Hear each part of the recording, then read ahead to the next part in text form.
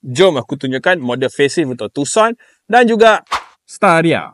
Untuk Hyundai Staria, ini adalah pengenalan kepada varian terbaru iaitu Prestige. Varian ni ada 7 tempat duduk dan ada beberapa kelainan kecil berbanding varian yang lain. Bahagian luaran, kemasan gangsa ada di beberapa tempat. Tiada perubahan yang ketara pada bahagian dalaman, kerusi kulit napah, paparan instrumen digital dan pelbagai lagi masih dikekalkan.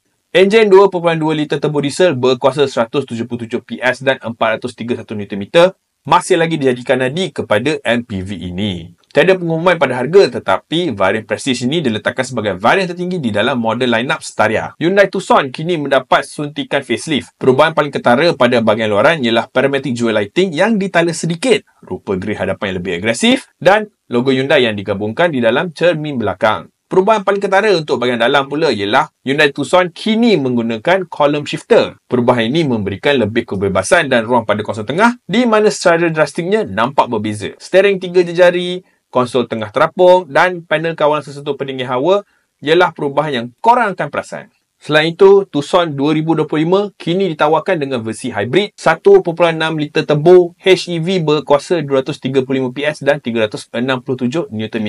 Tiada pengumuman harga juga dan dengan tawaran harga yang mungkin lebih kompetitif, mungkin Hyundai Tucson boleh beri gegaran pada segmen C SUV.